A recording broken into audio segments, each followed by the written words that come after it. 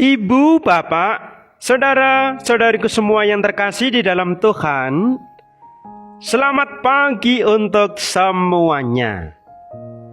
Semoga hati kita selalu cerah, ceria, berkat Tuhan menyertai kita. Hari ini tanggal 20 November tahun 2020. Bacaan kitab suci yang pertama dari kitab Wahyu bab 10 ayat 8 sampai dengan 11. Aku menerima kitab itu dan memakannya.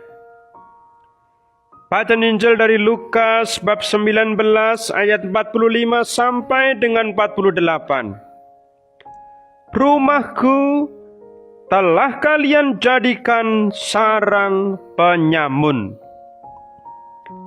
Dari kedua bacaan tersebut saya memberikan tema, tempat ibadat adalah rumah untuk memuji Tuhan.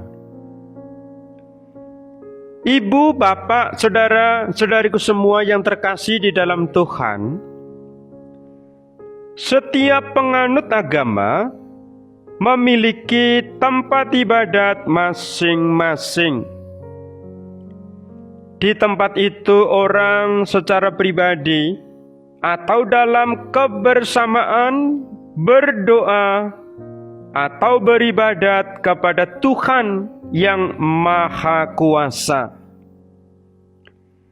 Bila dalam kebersamaan ibadat biasanya dipimpin oleh orang yang ditunjuk secara khusus, biasanya sekaligus menyampaikan khotbah, renungan, pesan kitab suci, ceramah, amanat, atau semacamnya. Dalam kesempatan itu umat diajak mendalami kitab suci dan mengupas pesan-pesannya untuk bisa dipraktekkan.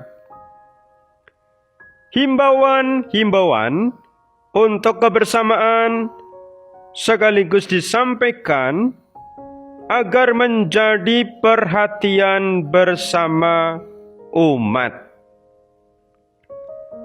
Kadang dibuka pula kesempatan ceramah dan tanya jawab sesudah ibadah untuk saling mendalami topik-topik atau tema-tema keagamaan atau teologis. Melalui khotbah, ceramah, serta diskusi teologis, harapannya umat semakin mendalam dalam kepercayaan, pemahaman, dan penghayatan, serta secara benar mewujudkan apa yang diketahuinya. Khotbah atau ceramah dilakukan untuk umat dengan maksud supaya mereka yang sederhana bisa mengerti maksud dan penjabaran kitab suci atau ajaran agama dalam praktek hidup sehari-hari. Penjelasan ilmu-ilmu keagamaan perlu bagi umat agar semakin beriman dengan mantap. Terlebih, bisa mewujudkannya secara nyata.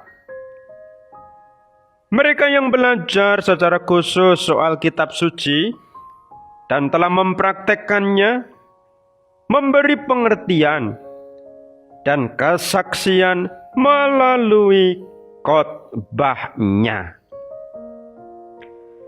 Ibu, bapak, saudara-saudariku semua yang terkasih di dalam Tuhan, yang kadang menjadi persoalan yaitu kalau dalam rumah ibadat yang awalnya ceramah lalu dipakai untuk membahas soal-soal politik, menjelek-jelekan pemerintah atau pejabat, juga membuat fitnah-fitnah untuk seseorang atau kelompok tertentu.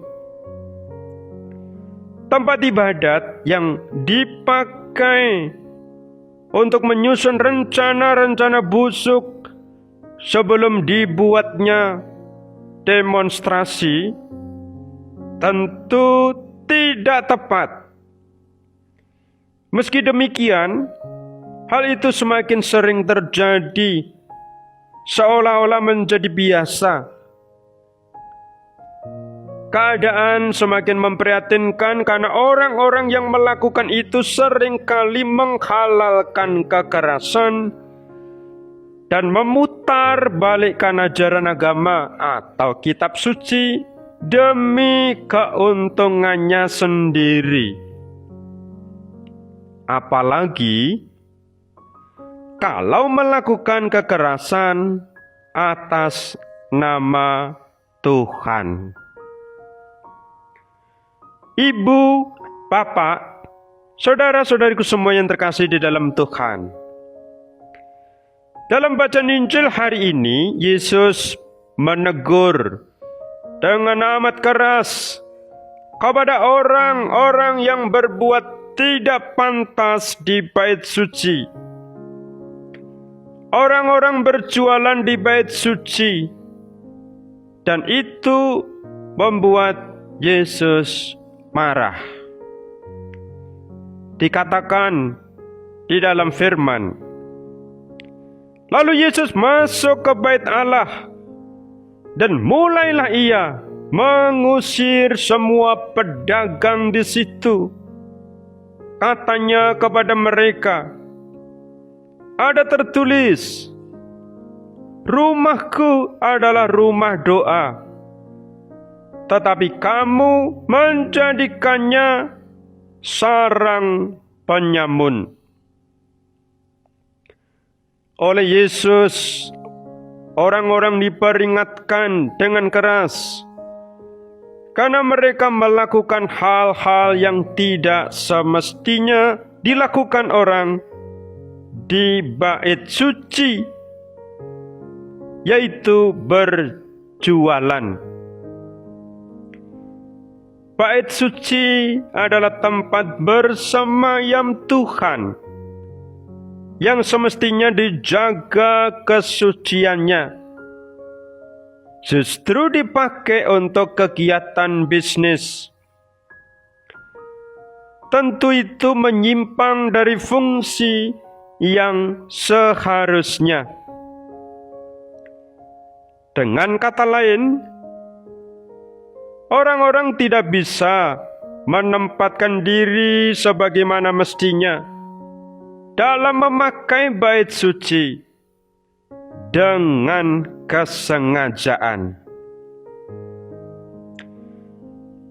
Tuhan pun kiranya bisa marah kepada siapa saja yang tidak memiliki sikap hormat ketika mengadakan kegiatan di tempat ibadat.